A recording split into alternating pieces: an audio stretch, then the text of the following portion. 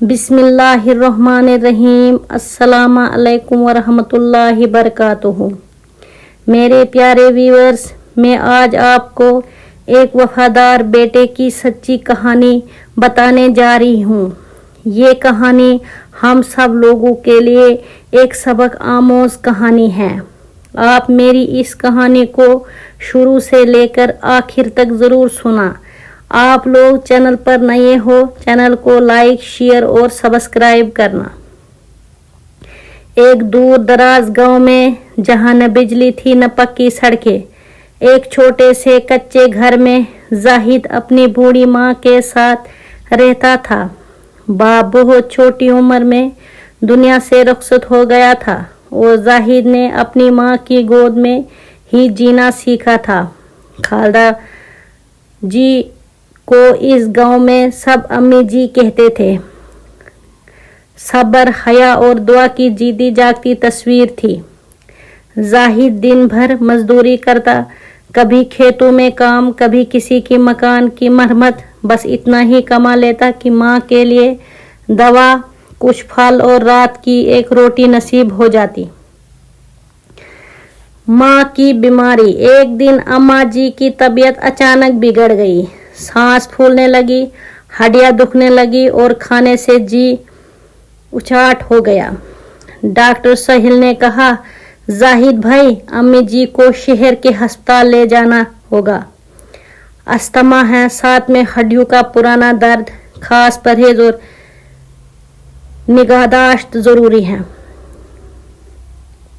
जाहिद के पास न पैसे थे न कोई जरिया, मगर इसकी आंखों में एक चमक थी। डॉक्टर साहब, आप दवा लिखिए, मैं कुछ भी करके माँ को शहर ले जाऊंगा। जाहिद ने अपना पुराना साइकिल बेच दिया, फिर वो तांबे के बर्तन जो माँ ने जहेज में संभाल रखे थे वो भी बेच दिए।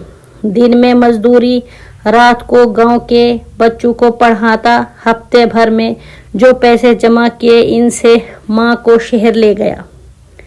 अस्पताल के बाहर जब इंतजार की लंबी कतारें थी, जाहिद ने माँ को जमीन पर अपनी चादर बिछाकर बिठाया। खुद धूप में खड़ा रहा। दवा मिली, परहेज की लिस्ट आई तो रोज सुबह वो दाल पानी खुद पकाता, नरम रोटी खुद हाथ से बनाता। अम्मा जी एक नवाला लेने से पहले पूछती, बेटा तूने खाया? जाहिद झूठ बोल कर कहता, अम्मा मैंने तो पहले ही खा चुका, अब तो बस आपका खाना बाकी है।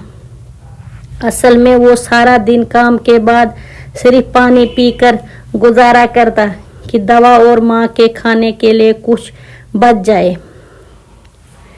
एक दिन गांव की सायरा खालदा ने देखा कि जाहिद दिन के वक्त थका हुआ बैठा है। उन्होंने एक प्लेट खाना ला कर दिया।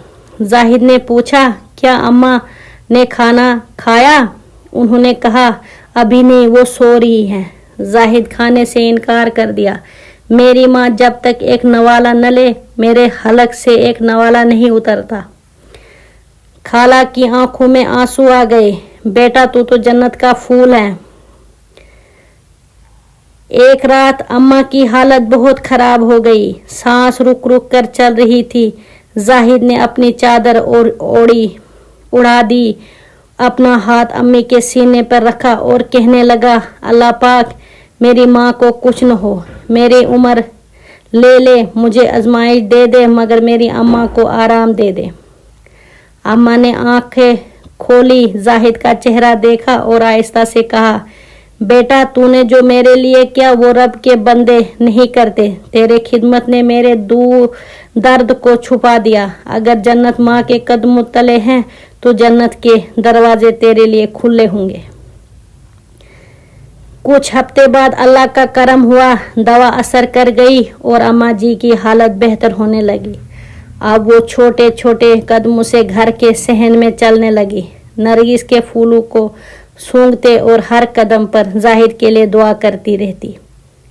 जाहिद अब भी माँ के बगैर नवाला नहीं लेता था, न किसी महफिल में जाता, न शादी ब्याह में शरीक होता। बस एक चीज़ उसकी ज़िंदगी थी, मेरी माँ। गांव के लोग जब पूछते जाहिद तू कब शादी करेगा, वो मुस्कुरा कर कहता जब मेरी माँ की हर बीमारी हर कमजोरी खत्म हो जाएगी, जब वो हाथ से खाना खाएगी और कहेगी बेटा अब तो अपनी जिंदगी जी ले, तब मैं अपनी जिंदगी शुरू करूँगा। ये बात सुनकर पूरा गांव नम आंखों से कहता ऐसा बेटा नसीब वालों को मिलता है, ये सिर्फ माँ की दुआओं से पैदा होता है। माँ की खिदमत सिर्फ फर्ज नहीं इबादत है। जो माँ के बगैर खाने से इनकार करे अल्लाह उसके रिज़्क में बरकत डाल देता है। बेटे की नेयत, वफादारी और मेहनत रब के हाथ ज़ाया नहीं जाती। शुक्रिया, मुझे दीजिए इसी के साथ इजाज़त। मिलते हैं एक और नए सबक आमोज़ कहानी के साथ। इस चैनल को लाइक शेयर और सब्सक्राइब ज़रूर करना।